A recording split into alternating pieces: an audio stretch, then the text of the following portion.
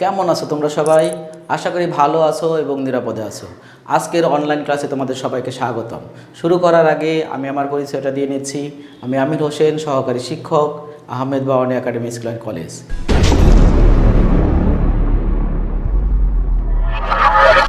আজকে আমরা টলেমির উপপাদ্যটি শিখব। তার আগে টলেমির উপপাদ্যটি কী ছিল জেনে নেওয়া যাক। টলেমির উপপাদ্যটি ছিল বৃত্তে অন্তর্লিখিত কোনো চতুর্ভুজের কর্ণদ্বয়ের অন্তর্গত আয়তক্ষেত্র বিপরীত বাহুদ্বয়ের অন্তর্গত আয়তক্ষেত্রের সমষ্টির সমান। তাহলে আমরা চিত্র এঁকে ফেলি। দেখো, এখানটা একটি বৃত্ত এঁকে নিলাম। এই বৃত্তে একটি চতুর্ভুজ হবে। চতুর্ভুজ আমি যদি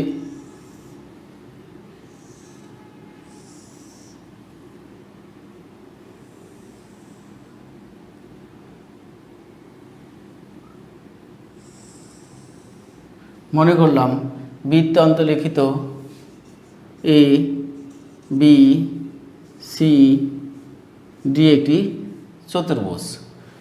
চতুর্ভুজের এসি বিডি দুটি কর্ণ। চিত্র আঁকার উপরে যে অংশটা হবে সেটা হলো সাধারণ নির্বাচন। আর সাধারণ নির্বাচনটা টলেমি উপপাদ্য যেটি আছে সেটি কিন্তু সাধারণ নির্বাচন হবে। আর বিশেষ নির্বাচন হবে টলেমির কথাগুলো আমরা যে চিত্রের মাধ্যমে উপস্থাপন করলাম, এটাই হবে আমাদের বিশেষ নির্বাচন। তাহলে আমাদের বিশেষ নির্বাচনটা কি আসছে একটু মুখে মুখে বলে ফেলি। মনে করি এ বি সি ডি বৃত্তে অন্তর্লিখিত একটি চতুর্ভুজ এবং এ সি এবং বিডি তাদের দুটি অন্তর্গত কর্ণ। প্রমাণ করতে হবে যে কর্ণ এসি ইন্টু কর্ণ বিডি দ্বারা গঠিত আয়তক্ষেত্র এ বি ইন্টু সিডি দ্বারা অন্তর্গত আয়তক্ষেত্র এবং A D into B C দ্বারা অন্তর্গত আয়তক্ষেত্রের সমষ্টির সমান। এ ডি বিকে সি ডি বি অপেক্ষা ছোট ধরে এ ডি বি এর সমান করে সি ডি পি আঁকি, যা এ সিকে পি বিন্দুতে ছেদ করে। প্রমাণটা আমরা লিখে দিব, লিখব প্রমাণ কোণ এ ডি বি সমান কোণ সি ডি পি। এটা আমাদের অঙ্কন অনুসারে, যেহেতু আমরা সমান করে এঁকেছি, তো এই যে এই কোণ আর এই কোণ সমান। এখন মাঝখানে যে একটা কোণ আছে এই কোণটা এর না এর, আমরা দু অংশে দিয়ে দেব। তাহলে কি হবে আমাদের কোণ এ ডি বি যোগ কোণ বি ডি পি। আর এ পাশে যদি আমি দিয়ে দিই তাহলে হবে ডি সি ডি পি যোগ কোণ বি ডি পি। তাহলে আমরা কি পাবো? এই দুটিকে আমি যদি একসাথে লিখি তাহলে আমি পাবো এ ডি পি, ডান পাশে পাবো বি ডি সি। এই অংশটা আমরা প্রথম ধাপ হিসেবে কল্পনা করলাম। এবার দ্বিতীয় অংশটা মনে করো ডিসি চাপের উপর দুটি বৃত্তস্থ কোণ আছে, খুঁজে বের করো। এখন সিডি চাপের উপর দণ্ডায়মান, সিডি চাপের উপর দণ্ডায়মান দুটি বৃত্তস্থ কোণ আছে। দেখো সিডি সি এবং ডি বিন্দু থেকে এখানে একটি কোণ হয়েছে, আবার সি এবং ডি বিন্দু থেকে এখানে একটি কোণ হয়েছে। এই দুটি কোণের মান সমান হবে, কারণ বৃত্তস্থ কোণগুলো সমান হয়। তাহলে আমাদের কোণ হবে সি বি ডি সমান সি বি ডি। আরেকটা হবে সি এ ডি। কি হবে? C A D. C B D আর এটা হলো C A D. C A D না লিখে আমরা এরকম লিখতে পারি পি এ ডি আরেকটি চাপ আমাদের এই পাশে আছে, দেখো এডি। তাহলে এডির উপর কি হবে, আবার আবার এডি চাপের উপর দণ্ডায়মান, এডি চাপের উপর দণ্ডায়মান। আমার বৃত্তস্থ কোণ কী কী আছে, বৃত্তস্থ কোণ আছে আমার, এখানে নোট দিতে পারো বৃত্তস্থ কোণগুলো পরস্পর সমান হয় কারণেই।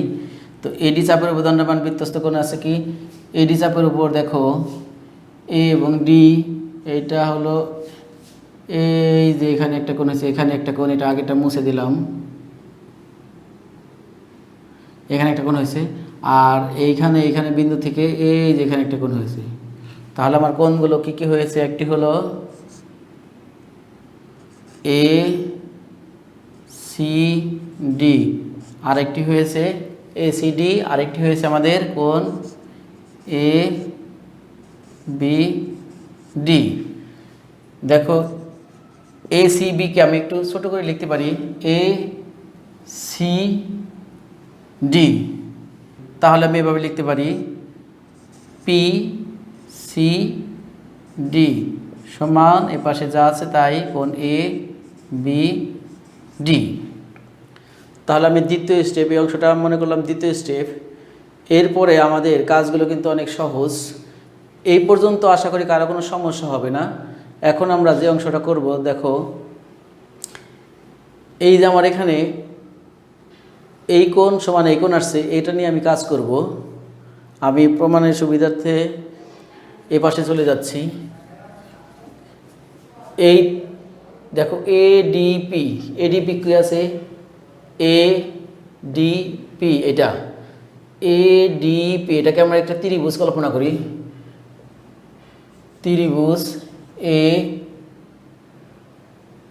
পিডি, আমি যা ইচ্ছা লিখতে পারি। ত্রিভুজের ক্ষেত্রে এ পিডিও লিখতে পারি, এ ডিপিও লিখতে পারি, এ পিডি ও ত্রিভুজ। আর একটা কোণ কি আছে আমাদের বিডিসি, বিডিসি, এটাকে ত্রিভুজ লিখলাম বিডিসি।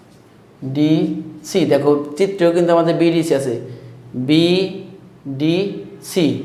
এই দুটি ত্রিভুজের মধ্যে আমাদের এত এবং এত এর মধ্যে মধ্যে কি কি আছে, কি কি মিল আছে, দেখো এপিডি, এপিডি ত্রিভুজ, মানে এইখান থেকে কিন্তু আমি ত্রিভুজ লিখেছি। তাহলে এই কোণ এবং এই কোণ অবশ্যই আছে ডি কোণ, অর্থাৎ আমাদের আছে এ ডি পি কোণ সমান আছে, এ পাশেরটা কি ছিল ডিবিসি কোণ, বিডিসি কোণ। একটু খেয়াল করো, একটি হলো এডিপি, এডিপি এই পুরোটা, আরেকটা আছে ডিবিসি অর্থাৎ এই পুরোটা। তাহলে এই দুটি কোণ সমান। আবার দেখো এই যে এপিডি এবং বিডিপি এই দুটি, এদিকেও একটি আছে, কোথায় যেন পাবে খুঁজে দেখো এপিডি, এপিডি, এপিডি, এই দেখো এপিডি, এখানে এ বিন্দুতে কোণ হয়েছে আর এখানে ডি বিন্দুতে কোণ হয়েছে, কিন্তু ত্রিভুজ কিন্তু এটার মধ্যেই আছে, অর্থাৎ এপিডি ত্রিভুজের মধ্যেই এটা। তাহলে আমি লিখি কি হবে, পি এ ডি সমান, পি এ ডির এই পাশে কি আছে কোণ সি বি ডি। এই দুটি ত্রিভুজের মধ্যে এই কোণ সমান এই কোণ এবং এই কোণ সমান এই কোণ। তাহলে অবশিষ্ট যে একটি কোণ আছে সে দুটি কোণও আমাদের সমান হবে। একটি ত্রিভুজের তিন কোণের সমষ্টি 180 ডিগ্রি। দুটি কোণ যদি অপর একটি ত্রিভুজের দুটি কোণের সাথে মিলে যায় তাহলে অবশিষ্ট কোণটাও অপর ত্রিভুজের অবশিষ্ট কোণের সাথে মিলে যাবে। তার মানে আমাদের দেখো এখানে ডি বিন্দুতে কোণ সৃষ্টি হয়েছে, এখানে এ বিন্দুতে হয়েছে, পরেরটা হবে পি বিন্দুতে। তাহলে আমি এভাবে লিখে দেই এ পি ডি, আর এখানে ডি বিন্দুতে হয়েছে, এখানে বি বিন্দুতে হয়েছে, পরেরটা আমার হবে সি বিন্দুতে, বি সি ডি। এটা কিন্তু আমি একটু চালাকি করে করছি, চিত্রের সাথে মিলে যাবে। দেখো এ ডি বিন্দুতে কোণ হয়েছে, পরেরটা এ বিন্দুতে, পরেরটা পি বিন্দুতে, আর এখানে প্রথম হয়েছে ডি বিন্দুতে, এখানে হয়েছে বি বিন্দুতে, পরে হবে সি বিন্দুতে। চিত্রের সাহায্যে হুবহু মিলে যাবে। তাহলে এই তিনটি কোণ, এই ত্রিভুজের তিনটি কোণ এই ত্রিভুজের তিনটি কোণের সাথে মিলে গেল, তাহলে ত্রিভুজ দুটি সদিশ, অর্থাৎ বাহুগুলোর অনুপাত সমান হবে, অনুরূপ বাহুগুলোর অনুপাত সমান হবে। সুতরাং ত্রিভুজ এ পি ডি ও ত্রিভুজ বি ডি সি সদিশ কোণী, সদিশ কোণী। যদি সদিশ কোণী হয় তাহলে এদের বাহুগুলোর অনুপাত সমান হবে। এখন কথা হলো আমরা কোন বাহুটা নেব। এই বাহু হিসাব করতে গিয়ে অনেকের মাথা কিন্তু গরম হয়ে যায়, কিন্তু তোমাকে আমি একটি কৌশল শিখিয়ে দিচ্ছি, দেখো, তাহলে তুমি সহজেই বাহুগুলোর অনুপাত নিতে পারবে। দেখো, আমি যদি নিলাম আমি এপি, এখান থেকে পি, তাহলে এখান থেকে নেব আমি বি সি, এইখানের এ, এখানের পি, এখানের বি সি। দেখো তো আমার চিত্রে ঠিক আছে কিনা, এপি, এ থেকে পি, আর এটা হলো বিসি, বিসি কোনটা আমার বি সি। আচ্ছা, তারপর আমি আর একটা খুঁজবো, আরেকটা নেব আমি। দেখো, বিসি নিয়েছি, এখানে যদি নেই এপি নিয়েছি, এখন যদি এডি নেই, এডি কোনটা, হ্যাঁ ডি, হ্যাঁ এডি নিতে পারবো, আমি এডি নিলাম। এই পাশ থেকে যদি এডি নেই এডি, তাহলে এই পাশ থেকে নেব বিডি। দেখি তো বিডি আমার কি আছে, বিডি, ঠিক আছে, বিডি। এখন তুমি যদি কোশ্চেন করো আমি কেন ডিপি নিলাম না, ডিপি কেন নিলাম, ডিপি কেন নিলাম না, দেখো ডিপি এই পর্যন্ত নিব, কিন্তু এর পরের অংশটা আমার নাই, পরের অংশটা নাই, এই জন্য ডিপি আমি নিতে পারবো না। আমার যে বাহুটা পুরো আছে, যেমন এখানে আমি নিয়েছি এপি, এ থেকে পি, পরবর্তী যখন আমি করব তখন পি থেকে আবার অংশটা আসবে, কিন্তু ডি থেকে পি এর পরের অংশটা আমার নাই, সেই জন্য আমি ডিপি অংশটা নিব না। তাহলে আমাদের এই দুইটা যদি আমি একটু আর গণন করি, তাহলে আমি পাবো এপি গুণ বিডি সমান সমান বিসি গুণ এডি। এটি আমাদের 1 নম্বর। তো একই রকমভাবে আমি যদি আবার পরের অংশটা করি, আমার এই অংশ মোছা লাগতে পারে। দেখো,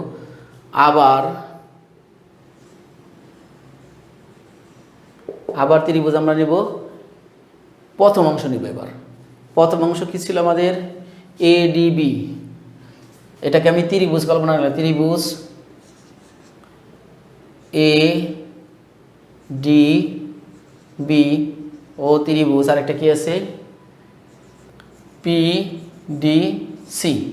তো এই দুটি ত্রিভুজের মধ্যে দেখে কি কি মিল আছে, এই কোণটা তো অবশ্যই মিল আছে, তাহলে আমাদের কোণ আছে এ ডি বি সমান কোণ, এই পাশে কি ছিল সি অথবা আচ্ছা সি ডি পি একটা, আরেকটা দেখো এ ডি বি এর মধ্যে আরেকটা কোণ আছে এ ডি বি আছে, এই যে এ বি ডি, তিনটি অক্ষর, এখানেও তিনটি অক্ষর কিন্তু মিল আছে।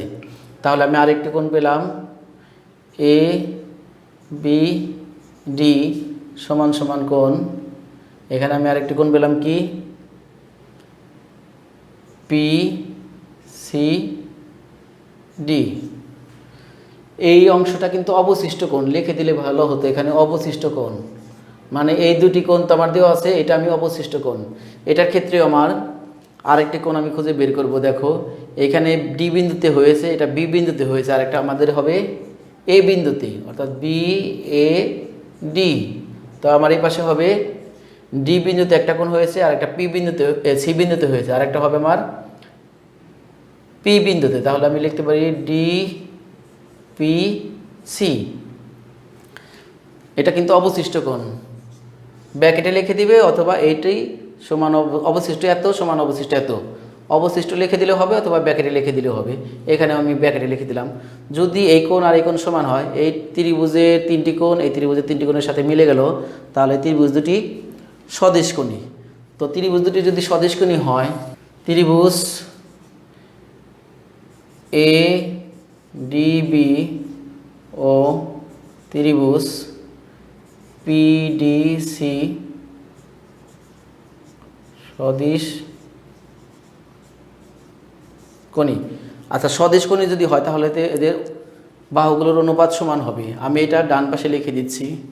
বাহুগুলোর অনুপাত আমি কি কি নিব দেখো, এখান থেকে আমি নিব এ বি অথবা B A R A B কিন্তু একই জিনিস। এ বি এই পাশে যদি আমি এ বি নেই তাহলে এই পাশে হবে পিসি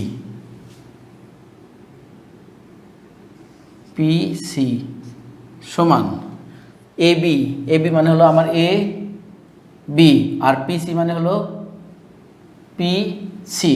হ্যাঁ, এটা পুরো অংশ আছে তাহলে পিসি নিতে পারবো। আমার আরেকটা অংশ লাগবে।